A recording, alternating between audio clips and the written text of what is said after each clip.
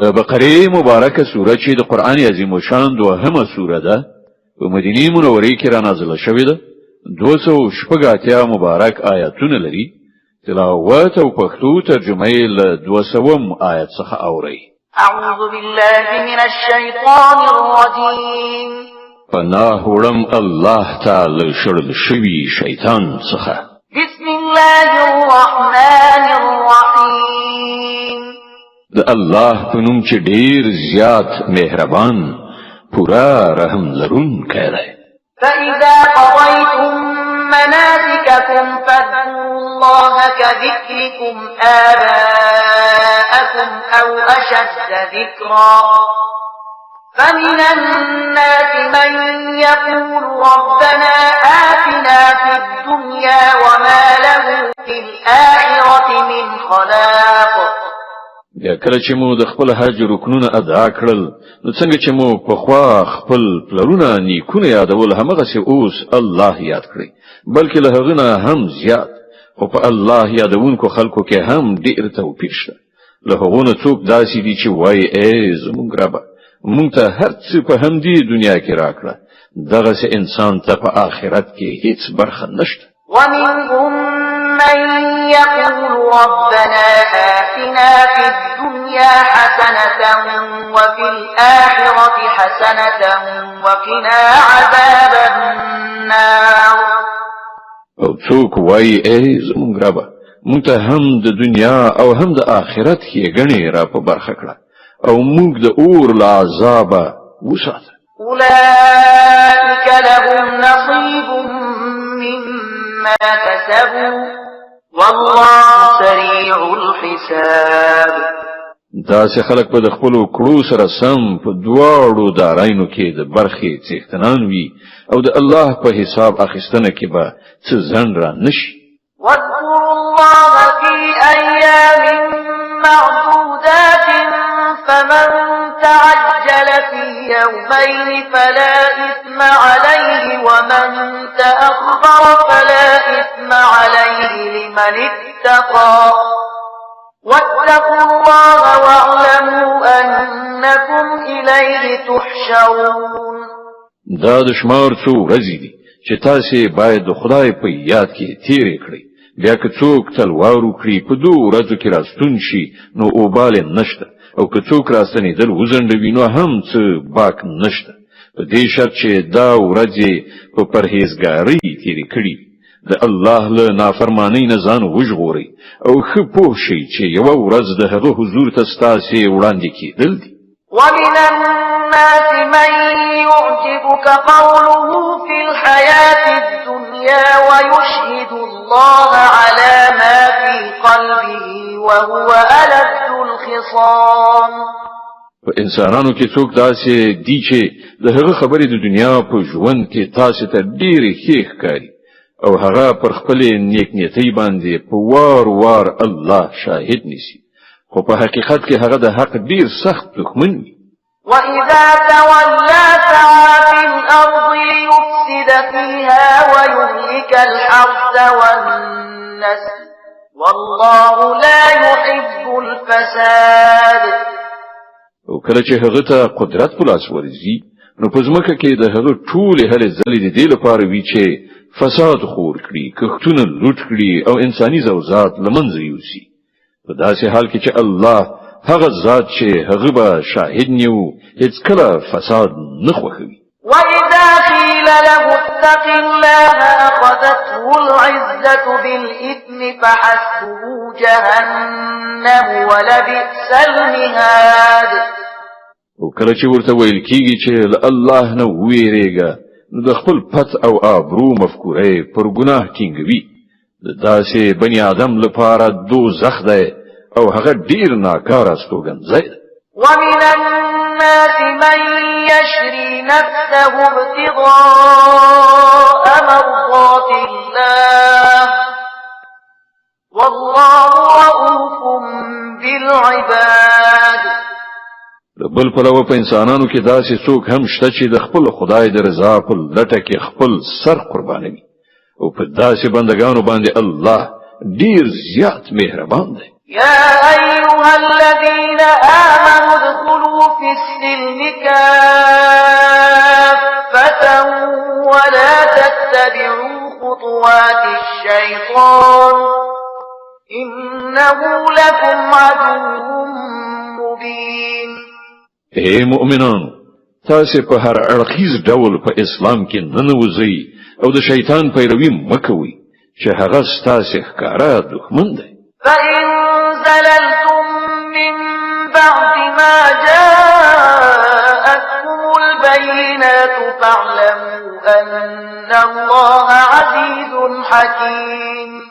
کومې ښکاره څرګندې لارښودنې چې تاسې ته راغلي دي، که د هغو له میندلو وروسته بیا هم تاسې وښویېږئ، نو ښه وپوهېږئ چې الله پر ټولو غالب د حکمت خاوند او پوه دی.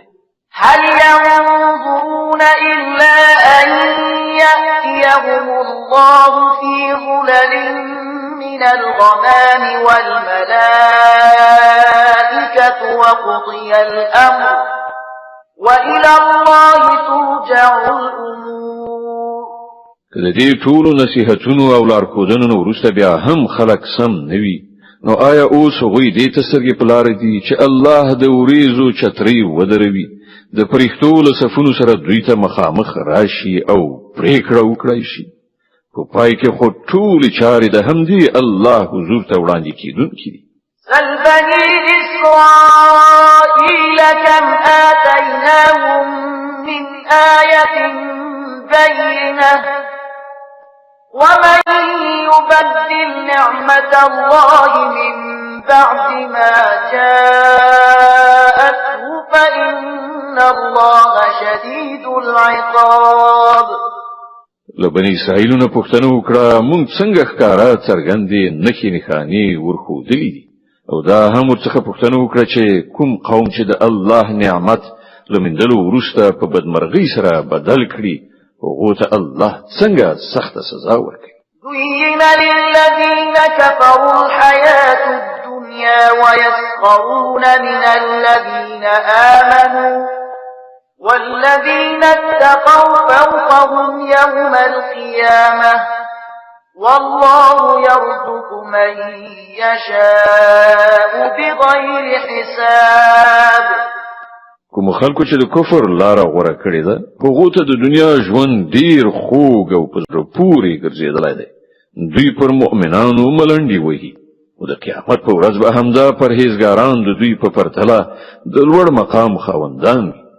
پاتې شوه د دنیا روزي، نو د الله واک دی، چاته یې چې خوښه شي بې حسابه یې ورکوي. كان الناس أمة واحدة فبعث الله النبيين مبشرين ومنذرين وأنزل معهم الكتاب بالحق ليحكم بين الناس فيما اختلفوا فيه وما اختلف فيه إلا الذين أوتوه من بعد ما جاءتهم البينات بغيا بينهم فهدى الله الذين آمنوا لما اختلفوا فيه من الحق بإذنه والله يهدي من يشاء إلى صراط مستقيم. په لومړي وخت کې ټول خلک په یو لار روان، بیا چې دې وځي دوام نکړ او اختلافونه رامنځته شول، نو الله پیغمبران ولېږل چې په سم تګ زیری ورکوونکي او د انحراف له نتیجو څخه ویرونکي او د هغو سره یو ځای حق کتاب ولېږه، ترڅو هغه اختلافونه چې د حق په باب د خلکو ترمنځ راغلي وو فیصله کړي. او د دې اختلافونو پیښېدو دلیل دا نه و چې په ابتدا کې خلکو ته د حق ښودنه نه وه شوې، نه، اختلاف هغو کسانو را پیدا کړ چې د حق په برخه کې معلومات ورکړ شوی. هغو د روښانه لارښودنو له میندلو نه وروسته صرف په دې غرض حق پرېښود، بېلابېلې لارې رامنځته کړي چې غوښتل یې په خپلو منځو کې یو پر بل تېری وکړي. نو الله هغو کسانو ته چې پر پیغمبرانو ایمان راوړ په خپل اذن د حق هغه لار وښودله چې خلکو پکې اختلاف کړی. د الله چې چاته خوښ شي سم لار وخی. أم حسبتم أن تدخلوا الجنة ولما يأتكم مثل الذين خلوا من قبلكم مستهم البأساء والضراء وزلزلوا حتى يقول الرسول والذين آمنوا معه متى نصر الله ألا إن نصر الله قريب. تاسې دا انګیرلې چې هم داسې به جنت ته ننوځئ، په داسې حال کې چې لا تر اوسه پر تاسې هغه هر څه نه دي تیر شوي چې له تاسې نه پر مخکنیو مؤمنانو راغلي دي. په هغو ستونزې راغلې، کړاوونه ورته ورسېدل، ولړزولي شول، ان تر دې چې د وخت رسول او د هغه مؤمنانو ملګرو فریادونه وکړل چې د الله مرسته به کله راشي. په هغه وخت کې هغو ته ډاډینه ورکړای شوه چې هو د الله مرسته نږدې ده. يسألونك ماذا ينفقون قل ما أنفقتم من خير فللوالدين والأقربين واليتامى والمساكين وابن السبيل وما تفعلوا من خير فإن الله به عليم. خلق پوښتنه کوي مونږ څه مصرف کړو؟ جواب ورکړه چې کوم مال چې تاسو لګوي پر خپل مور او پلار، خپلوانو، یتیمانو، مسکینانو او پردیسیانو باندې ولګوي او تاسو چې هر ښېګڼه کوي الله پرې خبري. كتب عليكم القتال وهو كره لكم وعسى أن تكرهوا شيئا وهو خير لكم وعسى أن تحبوا شيئا وهو شر لكم والله يعلم وأنتم لا تعلمون. تاسو ته د جنگ امر شوی دی او هغه تاسو ته ناکاره دی. کېدای شي چې یو شی تاسو ته ناکاره وي او همغه تاسو لپاره ډیر غوره وي، او کېدای شي چې تاسو یو شی خوښوي او همغه تاسو لپاره بد وي. الله پوهیږي، تاسو نه پوهیږئ. يسألونك عن الشهر الحرام قتال فيه قل قتال فيه كبير وصد عن سبيل الله وكفر به والمسجد الحرام وإخراج أهله منه أكبر عند الله والفتنة أكبر من القتل ولا يزالون يقاتلونكم حتى يردوكم عن دينكم إن استطاعوا ومن يرتد منكم عن دينه فيمت وهو كافر فأولئك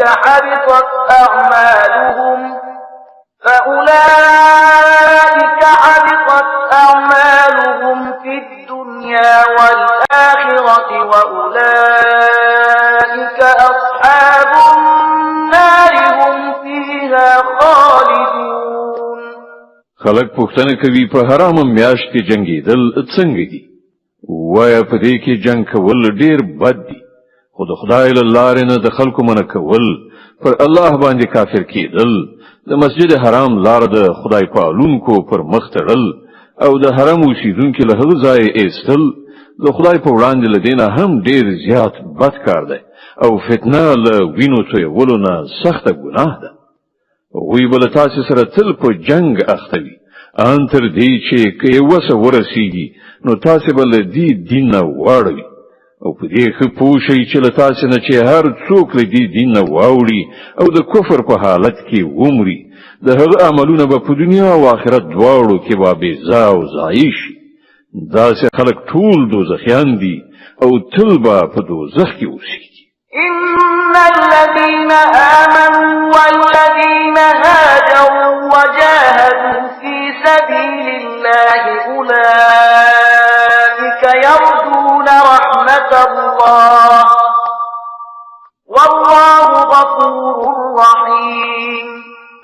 د دې پر خلاف کوم خلکو چې ایمان راوړی دی او چا چې د خدای په لار کې خپل کور وطن پریخی او جهاد کړی دی هغوی حق لري چې د خدای د رحمت هیله مند وي او الله د هغو د خطاو بخښونکی او پر هغو د خپل رحمت پیرزو کوونکی دی.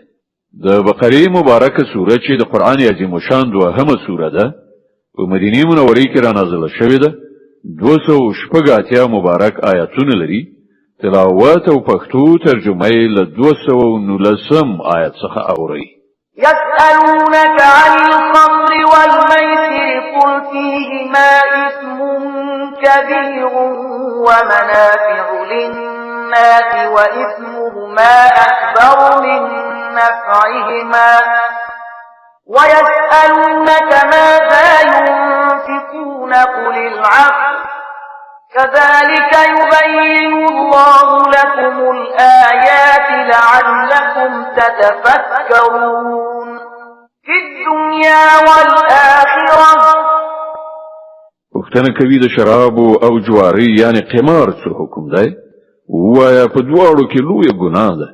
که څه هم د خلکو لپاره به څه ګټه هم پکې وي خو ګناه یې له ګټې نه ډیره زیاته ده. پوښتنه کوي مونږ د خدای په لار کې څه مصرف کړو؟ وایا هغه څه چې ستاسو له اړتیا نه زیات وي. په دې ډول الله تاسو ته خپل احکام په څرګنده توګه بیانوي ښایي چې تاسو د دنیا او آخرت دواړو په باب فکر وکړئ. ويسألونك عن اليتامى قل إصلاح لهم خير وإن تخالطوهم فإخوانكم والله يعلم المفسد من المصلح ولو شاء الله لأعنتكم إن الله عزيز حكيم. پوښتنه کوي له یتیمانو سره دې څه چار چلند وشي؟ وایا کوم ډول چلند کې چې د هغو ښېګڼه وي د همغه غوره کول ډیر ښه دي او که تاسو خپل او د هغو خرڅ او لګښت او ژوند ژواک سره ګډ او شریک کړئ څه باک نشته نو هغوی خو ستاسو ورونه دي. د ورانکارو او روغچارو دواړو حال الله ته ښکاره دی. که د الله خوښه شوی وای نو په دې کار کې به تاسو له ستونزو سره مخامخ کړي وای مګر هغه په واکمنۍ سربیره د حکمت څښتن هم دی. ولا تنكحوا المشركات حتى يؤمن ولأمة مؤمنة خير من مشركة ولو أعجبتكم ولا تنكحوا المشركين حتى يؤمنوا ولعبد مؤمن خير من مشرك ولو أعجبكم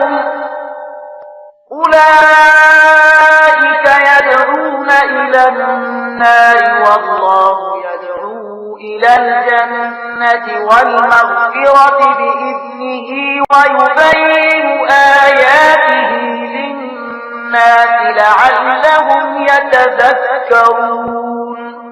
تاسو له مشرکو خزو سره هیڅ کله نکاح مکوئ ترڅو چې ایمان نوی راوړای. یو مسلمان وینځل آزاد مشرک نه ډیره خده که څه هم چې ستاسو هغه ډیره خوښي او مسلمانې خزي مشرکانو ته هیڅ کله په نکاح مو ورکوي ترڅو چې هغه ایمان نوی راوړای. یو مسلمان غلام له آزاد مشرک نه ډیره خده که څه هم چې هغه ستاسو ډیر خوښي. دا کسان تاسو د اور خواته دعوت کوي او الله په خپل اذن سره تاسو ته د جنت او بخنه په لوري بلنه درکوي او هغه خلکو ته خپل حکمونه په څرګنده توګه بیانوي کېدای شي چې هغوی درس واخلي او نصيحت ومني.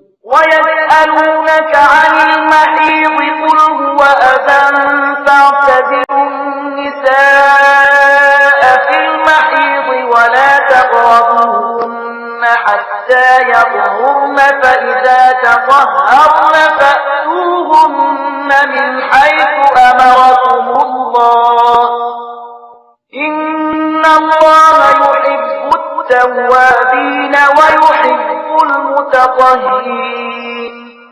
پوښتنه کوي د حیض څه حکم دی؟ وایا هغه یو د پلیدۍ حالت دی په هغه کې له ښځو نه بیل اوسئ او هغو ته مه نږدې کېږئ تر څو چې هغوی پاکې شي.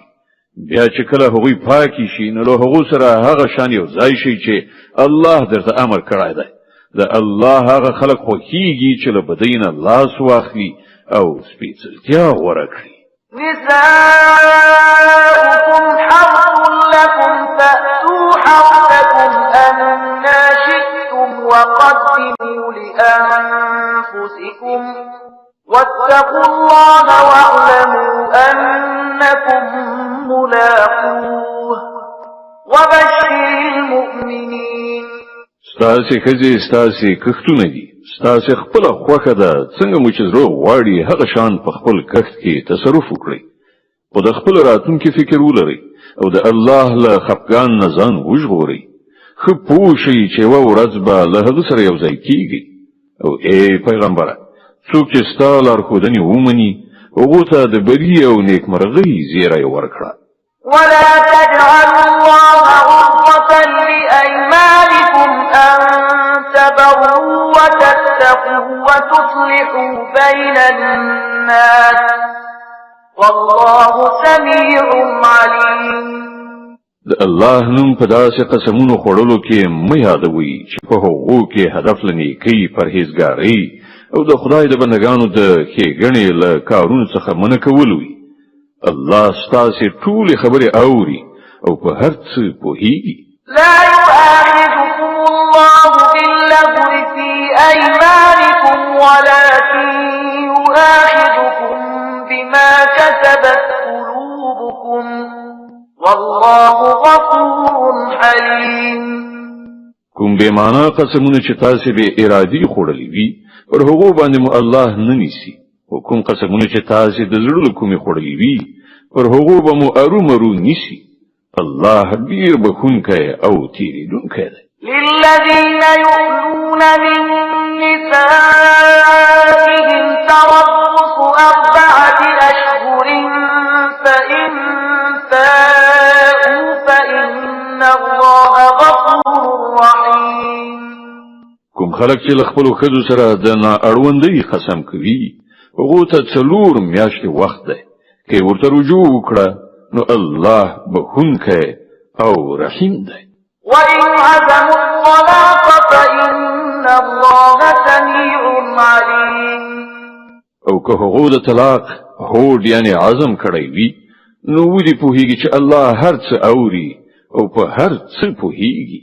والمطلقات يتربصن بأنفسهن 3 قروء ولا يحل لهن أن يكتمن ما خلق الله في أرحامهن إن كن يؤمن بالله واليوم الآخر وبعولتهن أحق بردهن في ذلك إن أرادوا إصلاحا ولهن مثل الذي عليهن بالمعروف وللرجال عليهن درجة والله عزيز حكيم. کوم ښځو ته چې طلاق ورکړی شوی وي هغوی د 3 حیضونو موده په انتظار تیره کړي او دا ورته روانه ده چې هغه څه چې الله د دوی په رحم کې پیدا کړي وي هغه پټ کړي. هغوی ته هیڅکله نه ښایي چې داسې وکړي که په خدای او د آخرت په ورځ ایمان لري. که د هغو میړونه د خپلو اړیکو سمولو لپاره چمتو وي نو د همدې عدت په دوران کې په خپل نکاح کې د هغو د بیا راوستلو حق لري. د ښځو لپاره هم په معروفه توګه همغسې حقوق دي لکه څنګه چې د نارینه‌و پر هغو حقوق دي. البته نارینه پر هغو باندې یوه درجه لري او پر ټولو باندې الله غالب، مقتدر او د حکمت او پوهې څښتن دی. الطلاق 2 فإمساك بمعروف أو تسريح بإحسان ولا يحل لكم أن تأخذوا مما آتيتموهن شيئا إلا أن يخافا ألا يقيما حدود الله فإن خفتم ألا يقيما حدود الله فلا جناح عليهما فيما افتدت به تلك حدود الله فلا تعتدوها ومن يتعد حدود الله فأولئك هم الظالمون. طلاق دو ځله دی، بیا دې یا په سمه توګه ښځه وساتله شي او یا دې په ښه توګه رخصت کړای شي. او په داسې شان رخصتول تاسو ته روان نه دي چې څه شی مو ورکړي وي له هغو نه یو څه بیرته ترې واخلي. البته دا مستثنا ده چې ښځه او میړه د الله په حدودو باندې په درېدو کې اندېښمن وي. په داسې صورت کې که تاسو ته دا ویره وي چې هغوی دواړه به د الله پر حدودو ټینګ پاتې نشي، نو د هغو دواړو په منځ کې د دې خبرې باک نشته چې ښځه خپل میړه ته یو څه بدل ورکړي او ځان ورڅخه بیل کړي. دا د الله ټاکلي پولې دي، له دې نه مه اوړئ، او څوک چې د خدای د پولو نه واوړي هغوی ظالمان دي. فإن طلقها فلا تحل له من بعد حتى تنكح زوجا غيره فإن طلقها فلا جناح عليهما أن يتراجعا إن ظنا أن يقيما حدود الله وتلك حدود الله يبينها لقوم يعلمون. بیا کله دو ځله طلاق ورکولو نه وروسته ښځې ته دریم ځل طلاق ورکړي، نو هغه ښځه بیا د هغه لپاره روان نه ده، مګر دا چې بل چا سره د هغې نکاح وشي او هغه یې طلاق کړي. کله هغه وروسته لومړي میړه او دې ښځې دواړو دا فکر وکړ چې پر الهي حدودو به ودرېږي، نو که دوی یو بل ته رجوع وکړي څه باک نشته. دا د الله ټاکلي حدود دي. د هغو خلکو د لارمیندنې لپاره یې څرګندوي چې د هغه د حدودو د ماتولو په عاقبت پوهیږي.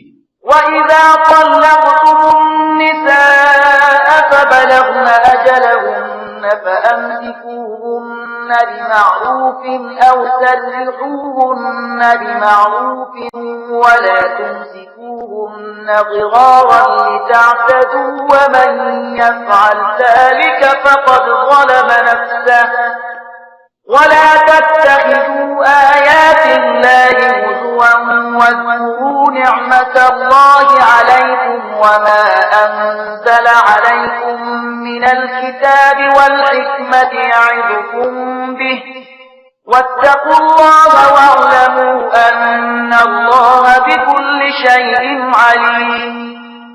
او کله چې تاسو ښځو ته طلاق ورکړئ او د هغو عدت په پوره کېدو شي، نو یا یې په ښه توګه وساتئ یا یې په ښه شان رخصت کړئ. محض د ربړولو لپاره یې مه ایساروئ چې دا به تیری زیاتی وي. او څوک چې دا کار وکړي هغه به په حقیقت کې خپله پر خپل ځان ظلم وکړي. د الله په آیتونو ملنډې مه وهئ. دا مه هېروئ چې الله په څه لوی نعمت تاسې سرلوړي کړي. هغه تاسې ته نصیحت کوي چې کوم کتاب هغه پر تاسې نازل کړی دی د هغه درناوی وکړئ. له الله نه وویریږئ او ښه وپوهیږئ چې الله له هرې خبرې نه خبر دی.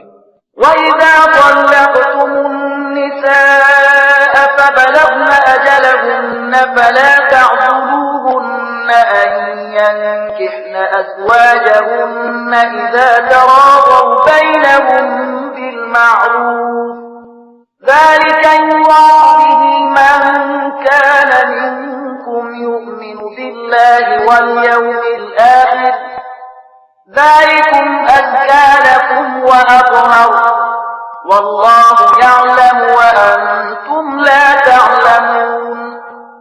کله چې تاسو خپل ښځو ته طلاق ورکړ او هغه خپل عدت پوره کړ، نو بیا په دې لاره کې خنډ مه پیدا کوئ چې هغوی د خپل پخوانیو میړونو سره نکاح وکړي که د دواړو خواو په دې موافقه راغله. تاسو ته ښودنه کیږي چې هیڅکله داسې حرکت مه کوئ که پر الله او د آخرت په ورځ ایمان لرئ. ستاسو لپاره مناسبه او سپېڅلې لاره همدا ده چې له دې نه ځان وژغورئ. الله پوهیږي او تاسو نه پوهیږئ. والوالدات يرضعن أولادهن حولين كاملين لمن أراد أن يتم الرضاعة وعلى المولود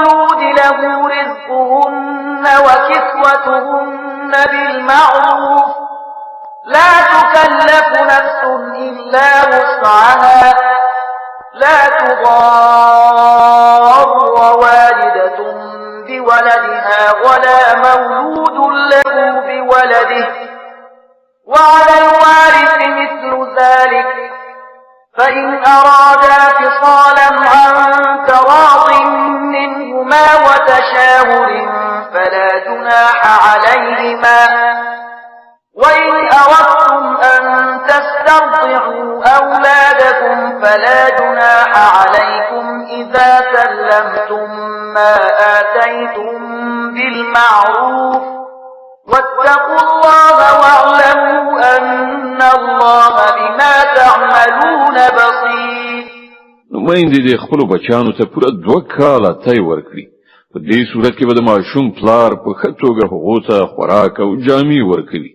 خو داسې نه وي چې د چا په اوږه د هغه له وس نه پورته پیټی کېښودل شي. نه د مور ته له دې امله آزار ورسول شي چې ماشوم د هغې دی او نه د پلار له دې امله وکړول شي چې ماشوم د هغه دی. د تی ورکوونکي چې څنګه د ماشوم په پلار دا حق دی همداراز د هغه پر وارث هم دی.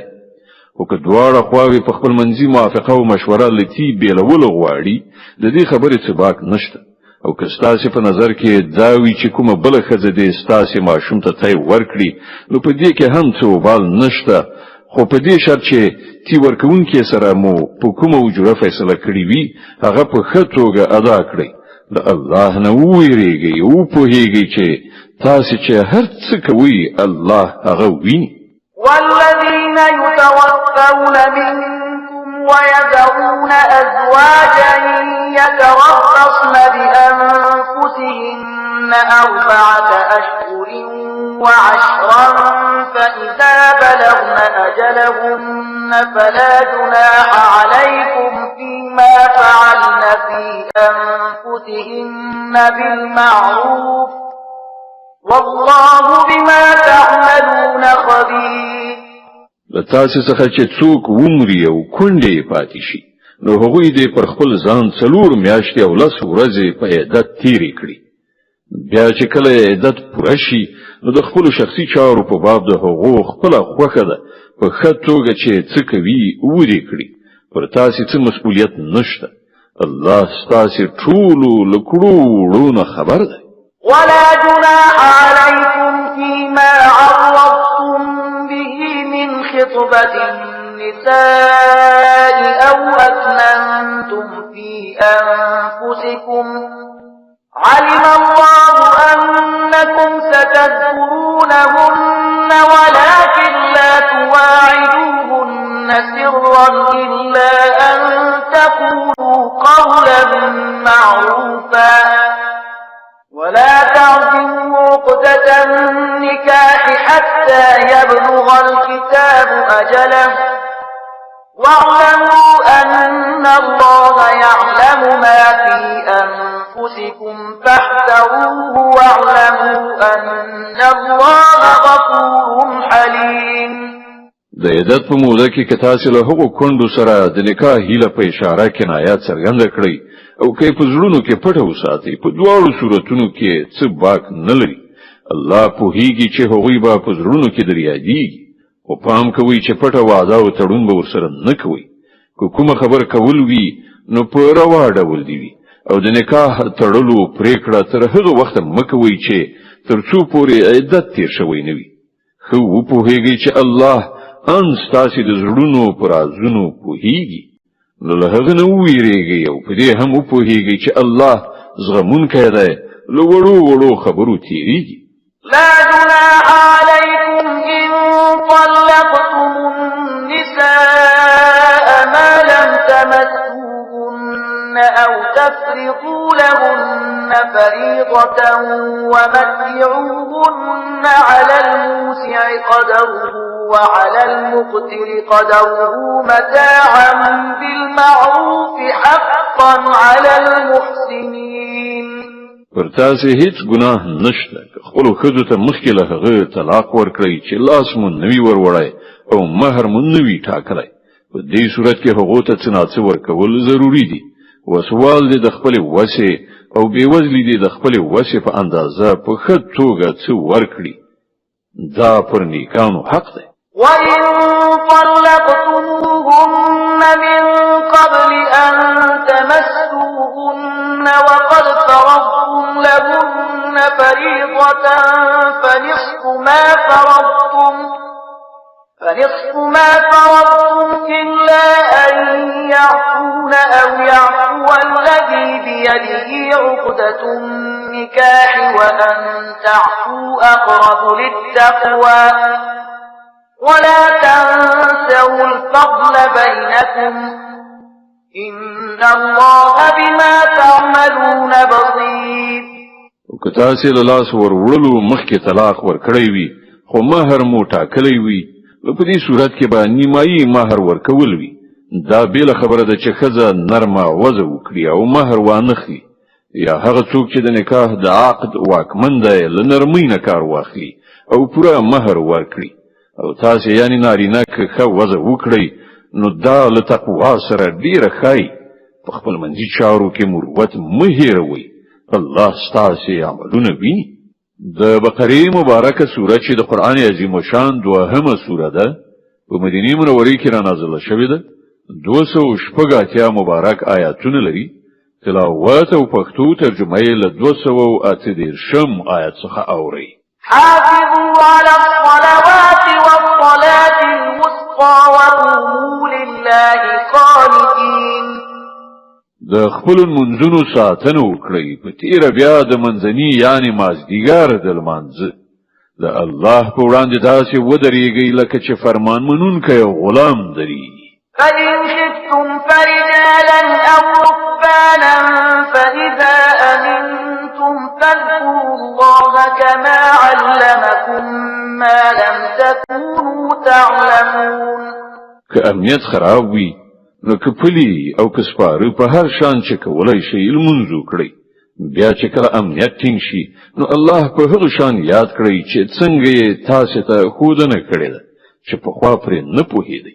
والذين يتوفون منكم ويذرون أزواجا وصية لأزواجهم متاعا إلى الحول غير إخراج فإن خرجن فلا جناح عليكم فيما فعلن في أنفسهن من معروف والله عزيز حكيم.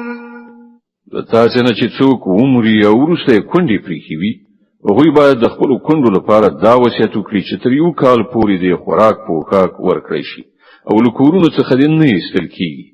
بیا که هغوی په خپله ووځي نو د خپل ځان په برخه کې چې په ښه توګه هر څه کوي پر تاسې هیڅ مسؤلیت نشته. الله پر ټولو برلاس او د حکمت او پوهې څښتن دی. وللمطلقات متاع بالمعروف حقا على المتقين. په همدې ډول کوم ښځو ته چې طلاق ورکړی شوی وي هغو ته دې هم په مناسبه توګه څه نه څه شی ورکړی شي او رخصت دې کړی شي. دا پر متقیانو حق دی. كذلك يبين الله لكم آياته لعلكم تعقلون. په دغه شان الله خپل حکمونه تاسو ته په ډاګه څرګنده درښیي هیله ده چې تاسو له پوهې او ادراک سره کار وکړئ. ألم تر إلى الذين خرجوا من ديارهم وهم ألوف حذر الموت فقال لهم الله موتوا ثم أحياهم إن الله لذو فضل على الناس ولكن أكثر الناس لا يشكرون.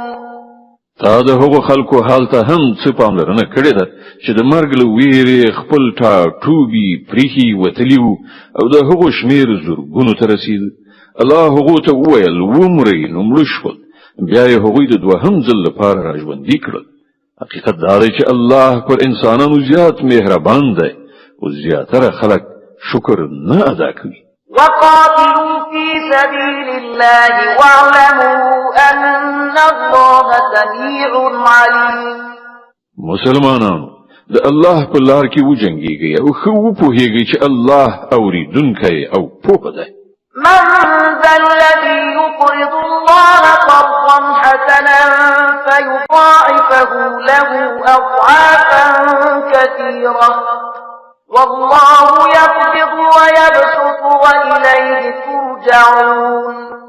لتاسې نه څوک دی چې الله ته قرض حسنه ورکړي تر څو چې الله د هغه پور څو چنده بیرته ورکړي. کمول هم د الله په لاس کې دي او زیاتول هم او د همغه لوري ته ستاسې ورګرځېدل دي.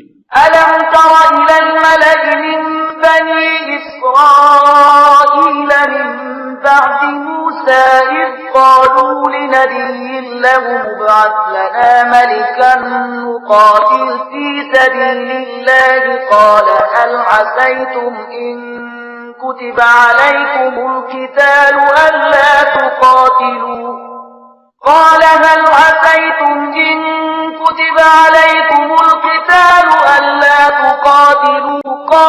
وما لنا ألا نقاتل في سبيل الله وقد أخرجنا من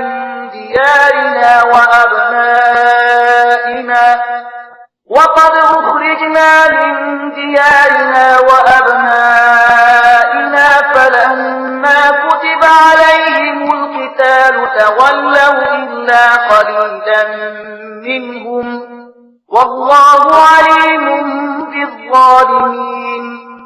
تا پر هغه موضوع څخه غور کړی دی چې موسی نو وروسته د بنی اسرائیل مشرانو ته پیښه شوې وه.